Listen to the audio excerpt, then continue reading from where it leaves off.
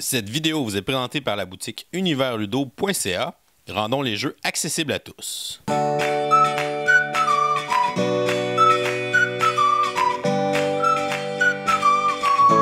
Hey, bonjour tout le monde, bonjour, bienvenue dans le coup de cœur du mois de mars 2019. Alors c'est le printemps, regardez le soleil qui me frappe ici. Et le mois de mars a été un mois où j'ai pas joué à énormément de nouveaux jeux de société. Mais si vous avez suivi un petit peu la chaîne Zone Jeux de société, peut-être que vous imaginez et que vous savez déjà quel jeu sera mon coup de cœur. Eh bien, mon coup de cœur, c'est, mesdames et messieurs, Dice Throne. Ouais! Oh, quelle surprise! Hein? Il y en a peut-être qui auraient pensé que j'aurais dit comme Heroes of Land, Air and Sea. Même si Heroes of Land, Air and Sea est un jeu que j'ai beaucoup apprécié et que j'ai bien aimé, il reste que le solo m'a laissé un petit peu de glace. Et puis, c'est ce qui fait en sorte que j'ai décidé de mettre Dice Throne, qui n'est pas nécessairement un nouveau jeu, mais qui ont sorti leur saison 2, donc dans les derniers mois. Et puis, je me suis procuré la boîte numéro 1, numéro 2, et là, je viens juste de recevoir la boîte numéro 3. Alors, pour ceux qui ne savent pas, c'est quoi Dice Throne? C'est un jeu de dés. C'est un jeu énormément de take-that, donc on est 2 joueurs. On peut jouer jusqu'à plusieurs, là, on peut jouer, je pense, jusqu'à 4 personnes. On peut faire des équipes, mais moi, je vous recommande de jouer à ça à 2 joueurs. Donc, on a des dés, on a des opposants, comme là j'ai la Curse Pirate avec l'artificier, puis on lance des dés, on a des cartes, c'est un jeu qui est très axé sur la chance, il n'y a pas vraiment beaucoup de stratégie, on a des points de combat qu'on peut utiliser pour justement dépenser, pour avoir des cartes, pour améliorer notre plateau. On lance nos dés un petit peu style Yahtzee 3 fois. Après ça, on envoie toutes nos attaques sur notre adversaire qui peut se défendre. C'est un petit jeu qui est vraiment le fun. C'est simple. Il n'y a pas beaucoup de règles. On fait juste s'amuser. Puis si des fois on ne veut pas nécessairement rentrer dans un gros jeu qui est très cérébral, ben Dice Throne, c'est vraiment super le fun. En plus, il est magnifique. Les plateaux sont super beaux, les cartes sont intéressantes, le matériel, il est magnifique avec toutes les dés qui sont toutes custom. Et en plus de ça, si vous avez la saison 2, la boîte saison 2, c'est magnifique, mais si vous achetez juste les boîtes comme ça, c'est tout ce que vous avez besoin pour jouer une partie à 1 contre 1. Puis après ça, vous pouvez collectionner les autres boîtes pour pouvoir faire des mélanges des combattants. Hey, quel jeu magnifique! C'est vraiment mon coup de cœur, même si ça avait déjà été mon coup de cœur avant, mais je l'ai redécouvert au mois de mars. C'est vraiment très cool, très le fun. Alors, mon coup de cœur du mois de mars, mesdames et messieurs, Dice Throne. On se voit au mois d'avril. Hey, en passant, c'est mon mois de fête. Fait que c'est un super de beau mois, et voilà. Et je voudrais remercier Go/Media qui a produit ma capsule. Hey, allez voir leur site internet. Bye tout le monde.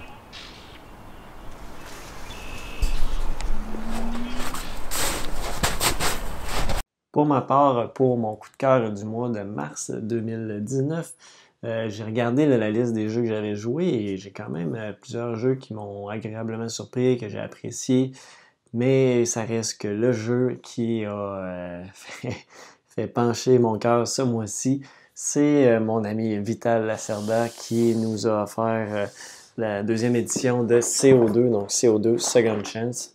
CO2 que je n'avais pas joué, là, la première version, et là, j'ai joué tout récemment, là, et j'ai vraiment apprécié ce jeu-là. Je l'ai joué en solo 2 fois. Je risque de jouer à plusieurs joueurs aussi. C'est un jeu qui est lourd, mais c'est comme tous les Lacerda, c'est tellement simple à comprendre qu'est-ce qu'il y a à faire, mais tellement complexe à maîtriser le jeu pour réussir à s'en sortir. C'est totalement fou comment on peut... J'ai de la misère à comprendre comment on peut gagner pour le moment, là. Mais je pense que ça va se développer au fil des parties. J'ai joué 2 parties consécutives, parce que la première s'est terminée assez abruptement. Puis la deuxième, en mode solo, tu as le droit à un objectif privé de plus. Et je me suis rendu compte que ça rendait le jeu encore beaucoup plus difficile, donc je l'ai mis de côté. Parce que je ne l'avais pas réussi, c'était après la deuxième décennie que je devais la faire. Donc j'ai continué à jouer quand même, mais j'ai quand même perdu après la 3e décennie. Il y a tellement de pollution qui se met en jeu que c'est difficile à contrôler. C'est difficile à contrôler à ce niveau-là, parce que pour réduire la pollution, il faut dépenser des points. Et pour générer des points, c'est pas si évident que ça. Et plus on avance dans les décennies, bien, plus ça coûte cher réduire la pollution. Donc, c'est totalement fou comme jeu au final, mais tellement agréable. Donc j'ai hâte de rejouer d'autres parties, soit en coop ou en compétitif. J'ai hâte de voir tout ça, comment ça va aller dans les prochaines parties, mais ça a vraiment été mon coup de cœur là, pour le mois de mars 2019, donc CO2 Second Chance. Hey, salut la gang, c'est JP pour l'école du jeu et pour ce qui est de mon coup de cœur du mois de mars 2019, c'est Dawn of Peacemakers qui se mérite le titre. Alors Dawn of Peacemakers est un jeu coopératif très original et très thématique et très rafraîchissant également. Dans Dawn of Peacemakers, on incarne ces jolies petites créatures de la forêt.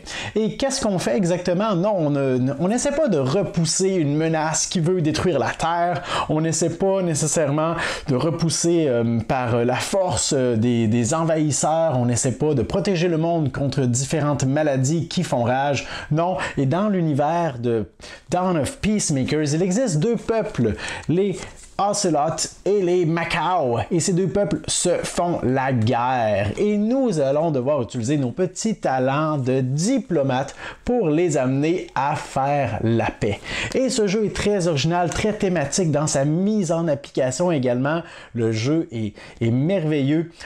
Il y a un livre de campagne comme ceci qui est très dense, qui a 65 pages. Il y a 12 différents scénarios. Les scénarios sont rejouables.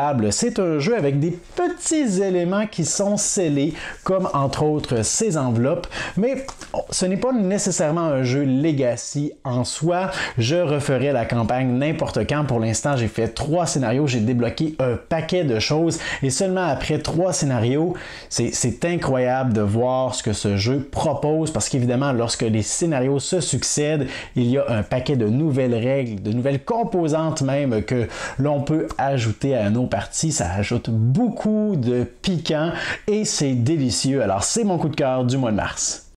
Un autre mois qui se termine et c'est le temps du coup de cœur. Donc, premièrement, merci David de nous fournir cette belle tribune-là. C'est toujours très apprécié de pouvoir découvrir les coups de cœur d'un peu tout le monde. Et j'ai toujours bien hâte au début du mois pour pouvoir voir cette petite chronique-là.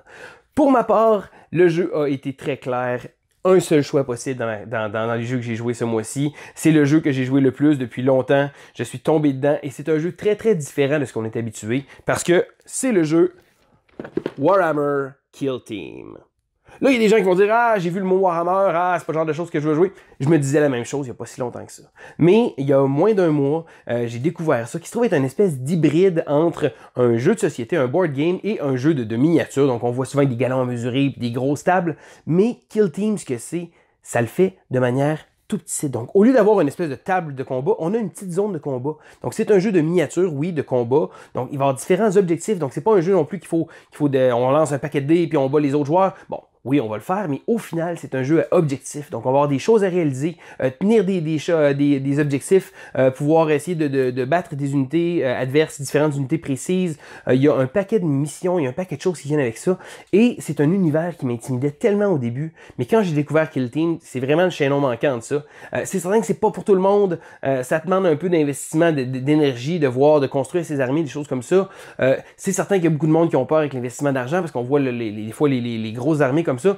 Kill Team a réglé le problème. Ça se trouve être une petite faction qu'on a de 5 à 15 personnages. Donc 5 à 15 modèles de jeux qui vont avoir différents fusils, différentes choses comme ça. Fait que c'est un concept qui m'intriguait depuis longtemps. J'ai finalement voulu tremper le petit orteil. Je suis tombé complètement dedans. Sérieusement, je trippe vraiment. Et c'est mon choix pour mon coup de cœur du mois. C'est le jeu Warhammer Kill Team.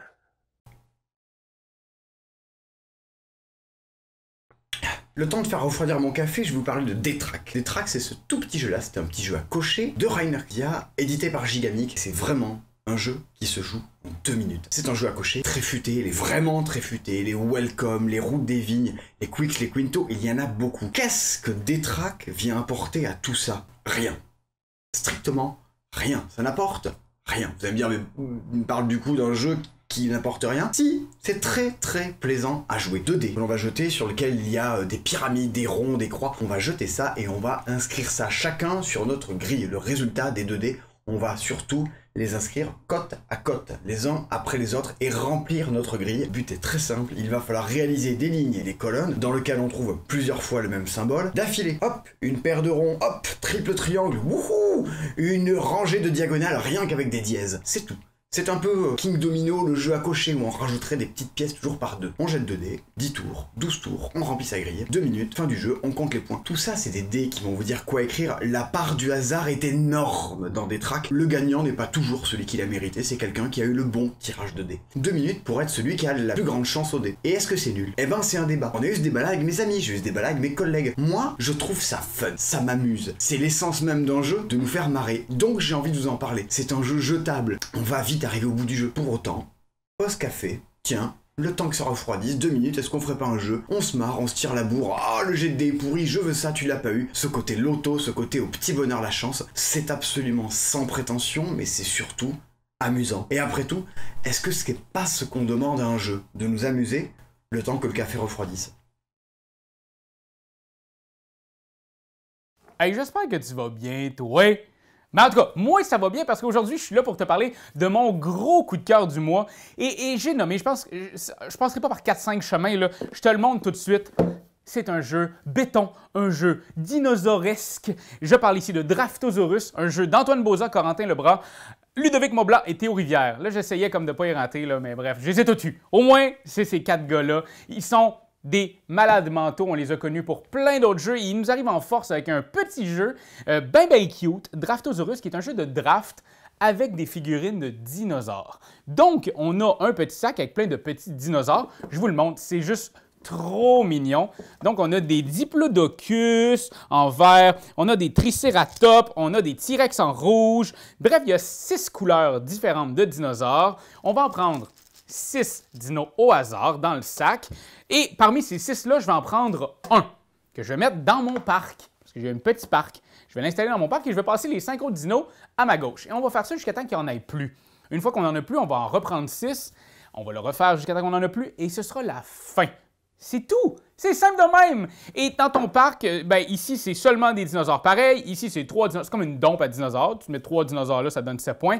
Ici, c'est chaque fois que tu as une paire de dinosaures, des amoureux, des dinosaures de la même race, ça va te faire 5 points. Ici, c'est le seul dinosaure que tu n'as pas dans ton parc, celui qui est tout seul et qui a le cœur brisé. Il va te valoir 7 points de victoire en fin de partie. Ici, c'est que des dinosaures différents. Et ici, c'est où est-ce que tu penses que c'est le dinosaure que tu penses que tu auras le plus autour de la table. Fait que c'est un jeu aussi d'observation des autres, puis aussi de pas trop leur envoyer des affaires dans la main, comme un bon jeu de draft.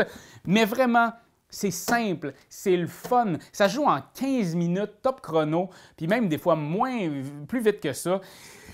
Et dès que tu as fini, tu as envie d'en jouer une autre. Fait que tu peux jouer de ce bord-là, mais tu peux aussi jouer à un autre mode, le mode hiver, où est-ce que ici, c'est une alternance de 2 races. Il y a plein de nouvelles contraintes pour ton parc. Vraiment, vraiment très, très chouette.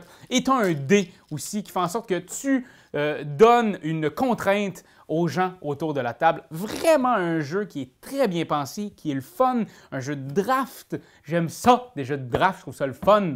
Et vraiment, je ne sais que dire à part le fait que c'est un immense coup de cœur. C'est un jeu qui vaut la peine d'essayer et d'acheter. Si je ne suis pas payé pour dire qu'il faut l'acheter, ce jeu-là, fait que je ne sais pas si tu veux, mais moi, à ta place, je l'achèterais. Il sort dans n'importe quelle gang. On parle de light gamer, medium gamer, big hard gamer qui a envie de la prendre relax en 2 games. Vraiment, c'est super chouette et c'est un jeu de chez Ankama. Distribution Dude le distribue au Québec et ça arrivera très bientôt, chers amis, dans une boutique près de chez vous. Fait que je vous dis, allez-y, draftez des Horus et on se revoit le mois prochain. Salut à tous, je suis super contente de vous retrouver. J'avais fait l'impasse sur la dernière vidéo pour cause de déménagement, mais bonne nouvelle, j'ai trouvé une maison dans laquelle je vais pouvoir installer mon magnifique studio et toutes mes étagères de jeux. Et surtout, ça me laisse de nouveau un petit peu de temps pour vous parler de mes petits coups de cœur. Alors, déjà merci à David de continuer à nous courir après à tous pour nous dire « Hey, c'est cette semaine que je le fais, n'oublie pas d'envoyer ta vidéo » parce que c'est quand même un travail de dingue pour finalement pas beaucoup de rétribution. Donc merci à toi. Et moi, ce mois-ci, je vais vous parler de Draftosaurus. Alors, c'est vrai que je présente souvent des petits jeux dans mes coups de cœur, mais ce qu'il y a avec celui-là, c'est que c'est particulier. Déjà, c'est sur des dinosaures, donc j'adore. Et en plus, ce que j'aime bien, c'est que c'est un jeu vraiment familial, très agréable, qui se joue hyper bien avec des gens qui sont moins gamers, mais qui marche aussi tout aussi bien avec les gens qui sont très amateurs de Brain. En fait, c'est un jeu dans lequel vous allez drafter des petites figurines de dinosaures. Et en les passant comme ça, vous allez essayer de faire de la rétention parce qu'en fait, les figurines de dino que vous gardez, vous allez les placer dans un parc et c'est un jeu de remplissage de grilles en fait. Dans votre parc, vous avez différents enclos qui doivent répondre à certaines conditions. Par exemple, ne mettre que des dinosaures d'une sorte ou ne mettre que des couples ou que des dinosaures différents. Et donc c'est assez chouette. Il y a aussi un petit dé qui va vous contraindre en vous obligeant à ne placer que dans un endroit ou un autre. Donc c'est vraiment super agréable. En plus, les figurines sont vraiment magnifiques. C'est une sculpture super jolie. Franchement, ça me donne presque envie de remplacer mes figures de Dinosaur Island par celle-ci, tellement elles sont mignonnes. Et c'est tout en bois. Et pour l'anecdote, j'avais eu l'occasion de le tester. Je dis bien tester parce qu'à l'époque, c'était encore un prototype. Et ça avait été un jeu de dino. Et puis finalement, c'était un zoo. Et puis, c'est redevenu un dinosaure. Et ça, pour moi, c'est vraiment la meilleure décision qu'Ankama ait pu prendre. Donc voilà, c'est vraiment un jeu que j'aime beaucoup. Parce qu'il est petit, condensé, très intelligent, vraiment joli. Et je le recommande vraiment à n'importe qui. Et comme je vous dis, c'est super simple.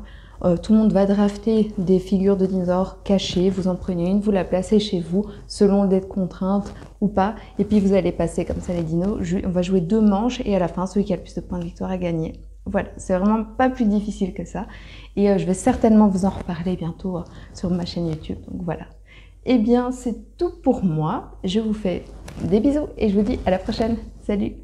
Bonjour chers amis joueurs, ici LP. Pour le mois de mars, mon coup de cœur est un jeu que j'ai attendu extrêmement longtemps, qui est arrivé en retard entre autres parce que j'ai décidé de le prendre en français. C'est un jeu qui est dans un univers western, c'est un jeu de type carré de sable plutôt. Et c'est un jeu qui s'appelle Western Legends. Dans Western Legends, chaque joueur va incarner un héros de l'Ouest, un hors-la-loi ou un shérif. Il va essayer d'accumuler des points de victoire selon la longueur de la partie qu'on va avoir. On va se fixer un objectif de points de victoire en début de partie. Puis le premier qui atteint ces points de légende, là, en fait, les points de victoire s'appellent des points de légende. Le premier qui atteint ça, il met fin à la partie. Puis ensuite, on fait un petit décompte. Celui qui en a le plus l'emporte. Qu'est-ce que j'aime de ce jeu-là beaucoup? Ben, c'est qu'on fait ce qu'on veut. Tu veux aller chercher du bétail, le revendre de façon tout à fait légale, accumuler tes points comme ça, tu peux. Tu veux être un mineur, aller à la mine, récolter des pépites d'or, aller les vendre à la banque, t'acheter du bel équipement à la banque. Tu peux. Tu vas être un joueur de poker qui passe son temps entre le saloon et le bar pour aller ramasser de l'argent aux cartes puis le redépenser ailleurs. Tu peux voler des banques, tu peux arrêter le joueur qui vole des banques si tu veux.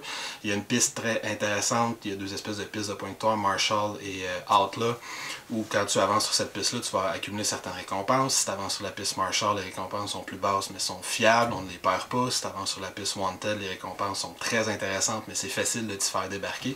Fait que bref, c'est un jeu extrêmement ouvert qu'on peut faire un paquet de choses. C'est un type de jeu, j'ai un certain nombre d'actions par tour. Je vais me déplacer, je vais aller en ville, je vais m'acheter un nouveau cheval, un nouveau fusil, je vais aller attaquer tel joueur. Il y a une mécanique de combat super simple, intuitive avec des cartes à poker qu'on veut jouer. Fait qu'il y a vraiment beaucoup de petites choses intéressantes dans un gros jeu. Facile à comprendre, facile à expliquer, une bonne durée de jeu avec énormément d'options. Puis en plus, il y a une extension qui va en rajouter encore plus. Fait que Western Legends, c'est un jeu que j'ai vraiment beaucoup aimé. Mon coup de cœur du mois de mars. Alright, salut les gamers, c'est Pierre-Marc et Pierre. Alors, on a commencé une nouvelle chaîne qui s'appelle Randolph TV. Notre émission à nous deux, c'est Sur une table près de chez vous. Et aujourd'hui, on vous présente nos coups de cœur de mars 2019. Alors, pour ma part, c'est Aeon's End Legacy. Alors, j'ai fait quelque chose d'un peu fou avec 2 de mes amis. J'ai fait la campagne au complet en 24 heures. Au point où c'était rendu difficile à la fin là, de finir la game tellement que c'était dans un trop court laps de temps. Vraiment excellent. Si vous aimez Aeon's End, c'est quasiment un incontournable dans le sens où il y a tellement d'extensions qu'avec les autres extensions, ça va quand même être, c'est toujours une belle expérience. Mais celle-ci, elle approfondit l'aspect legacy que Pandémie avait déjà commencé et d'autres. Mais vraiment, on a l'histoire pendant la game, elle évolue. Ça, c'est quelque chose qu'on n'avait pas nécessairement vu exactement comme ça dans d'autres Legacy. Puis on se sentait vraiment dans l'immersion, dans l'histoire. Puis ouais, vraiment aimé mon expérience. Je vous déconseille de le faire en 24 heures, mais 2-3 parties, là, la séance, ça semble idéal. Toi, Pierre? Moi, ben, c'est un jeu en fait qui n'est pas encore disponible au Québec. C'est Mission Calaveras. Pour ceux qui ne savent pas, Calaveras en espagnol, ça veut dire crâne. Et puis c'est en fait pour mettre un peu la table pour ce jeu-là, parce que dans le fond, ça a une prémisse où ça se déroule pendant la fête des morts au Mexique, la fameuse fête des morts, où est-ce qu'on voit des personnes déguisées en squelettes, et puis qu'il y a une parade, tout le monde est sur le party. Et puis, ben, il y a une scientifique dans cette prémisse-là qui vient de découvrir une espèce de remède microbiologique, pas un remède plutôt, mais une espèce d'arme microbiologique par erreur. Puis là, elle se rend compte de la chose, puis elle n'est pas capable de le détruire, puis il faut qu'elle essaye de le cacher. Fait que là, elle communique avec son associé qui est ailleurs dans le monde, et les deux doivent se donner rendez-vous au Mexique pour essayer de décider qu'est-ce qu'ils vont faire avec ça, dans une espèce d'émission top secrète. Mais évidemment, qui dit top secret dit que finalement, on finit par savoir c'est quoi. Donc, les agences comme le KGB et comme la CIA et comme le FBI sont aux aguets et vont essayer de se mettre le nez là-dedans. Et l'associé de la fille est assassiné. Mais avec tout ça, ça a l'air d'un jeu de déduction puis d'enquête que je suis en train de vous présenter là, mais c'est absolument pas ça. C'est un jeu, en fait, où il y a des équipes qui vont représenter les firmes internationales qui essayent de mettre la main sur le secret, et la fille doit faire confiance à une de ces firmes-là qui est jouée par des équipes de joueurs. Et à cause de ça, ben, les joueurs vont essayer d'élever des soupçons sur les autres joueurs qui font partie du jeu, en fait, des autres équipes, et ils vont placer des soupçons en disant, bon, ben, je vais jouer une carte qui va dire que toi, on t'a vu à l'aéroport, donc ça se peut que tu es le meurtrier, parce qu'on sait que le meurtrier est associé avec l'aéroport en fonction de cartes qui sont au milieu de la table. C'est des choses, en fait, qui sont un peu difficiles à envisager comme ça quand je vous l'explique, mais en gros, ce que c'est que c'est un espèce de gros jeu où c'est pas moi, c'est toi, puis c'est pas moi, puis c'est toi, puis c'est pas moi, c'est toi. C'est comme ça qu'on joue pendant toute la partie. Et il y a une espèce de dynamique très, très tordue et logique qui va s'installer autour de la table et qui va faire vraiment beaucoup de tension. Et c'est ça qui fait que le jeu est très amusant et très, très brillant. Mais en même temps, c'est pas pour tout le monde. Et je peux vous dire aussi que cette espèce d'aspect tordu-là va peut-être en déplaire quelques-uns parce que c'est pas évident à comprendre dès le début. Mais une fois qu'on a bien saisi comment ça marche, c'est vraiment très bien. All right. Bon, ben excellent. Passez un bon mois, puis on se revoit potentiellement en avril. Bonjour tout le monde. Merci David encore une fois de l'invitation pour partager mon coup de cœur de mars 2019. Beaucoup de jeux essayés au courant du mois. Au courant de la croisière du Captain Maple, on a eu la chance d'avoir une salle remplie d'exclusivité des éditeurs. On a réussi à essayer plusieurs jeux. Et sans contredit celui qui a fait le hype, donc qui était justifié sur Internet et que j'ai eu la chance d'essayer à quelques reprises. Il s'agit du jeu Wingspan, donc de Stonemaier Game, un jeu d'une designer, une conceptrice de jeu, une ornithologue amateur qui nous arrive avec un jeu sur les oiseaux. On parle d'Elizabeth Hargrave. Un jeu très très bien réalisé, très bien documenté. Tous les oiseaux répertoriés sont différents. On a plusieurs cartes, au-dessus de 170 je crois. Mais le jeu reste assez simple somme toute. C'est ce qui fait probablement sa popularité. On a 4 actions disponibles lors de notre tour. On peut soit poser une carte sur une des 3 pistes, soit aller dans la mangeoire récupérer de la nourriture pour nos oiseaux pour éventuellement être capable de mettre les cartes, soit aller pondre des œufs, puisque les œufs vont nous permettre éventuellement d'aller faire éclore de nouveaux oiseaux un peu plus loin et gagner des points de victoire. Et sinon, aller piocher des cartes dans un marché de cartes pour pouvoir donc se faire une main de cartes. On a des objectifs qui vont changer à chaque ronde. Donc, c'est un jeu qui se déroule rapidement. Très facile à prendre en main, très facile à expliquer, donc un grand gap de joueurs possible, un thème très accessible également, donc terre à terre, les oiseaux, c'est bien amené, c'est de la belle qualité de Stonemaier Game, donc c'est donc un hype justifié, pour moi je l'ai essayé, puis ben, je partage mon enthousiasme par rapport au jeu. J'ai peut-être une petite bémol, il y a beaucoup de cartes mais ça se ressemble tous et je pense pas qu'ils vont être en mesure de régénérer le jeu un petit peu comme Terraforming Mars, parce que plusieurs le comparent à Terraforming Mars, mais en plus accessible, en medium weight. Système de cartes, de construction d'engins. Plus on va mettre de cartes dans les mêmes rangées, plus les actions vont être bénéfiques et une réaction en chaîne des différentes actions vont faire en sorte que c'est là que notre engine building va prendre tout son sens. Donc, très très belle réussite, un beau jeu accessible. Alors, c'était ma suggestion pour le mois de mars 2019. On vous revient le mois prochain avec d'autres propositions. Merci à tout le monde et à bientôt. Salut les gamers, pour ma part, mon coup de cœur pour le mois de mars de 2019, je ne serai pas très original et ce sera aussi le jeu Wingspan que j'ai eu la chance de jouer 2 fois dans les dernières semaines. Un jeu que j'avais beaucoup hâte de jouer évidemment parce qu'on en parle partout sur les médias sociaux, que le jeu est presque introuvable, il est en réimpression présentement. Donc on doit être patient pour pouvoir se procurer une copie. Je n'ai pas encore une copie donc je vais être patient. Et Wingspan en fait un jeu où on va jouer des cartes, on va faire différentes actions, on va se construire un engin sur un plateau avec nos cartes d'oiseaux et on va essayer de générer le plus de points possible, faire des combos avec les cartes. C'est un jeu premièrement qui a une production qui est magnifique. Stonemaier Games, c'est vraiment un seuil d'excellence pour la qualité du matériel, le visuel du jeu, le thème est original aussi. On a un jeu aussi qui est l'auteur étant une femme, donc c'est le fun de voir aussi de plus en plus de femmes auteurs dans le domaine des jeux de société.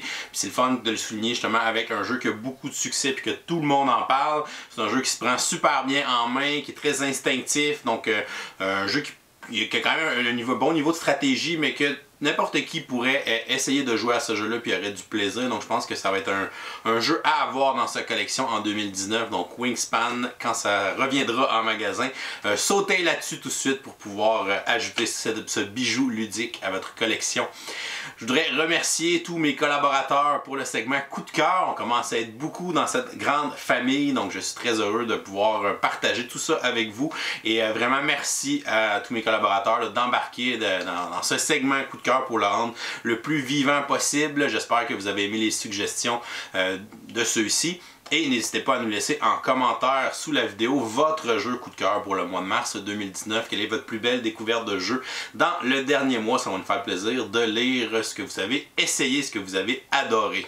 Je vais vous souhaiter un bon mois d'avril et on va se revoir au début du mois de mai pour le coup de cœur du mois d'avril. D'ici là, je vous souhaite une excellente fin de journée et continuez de gamer.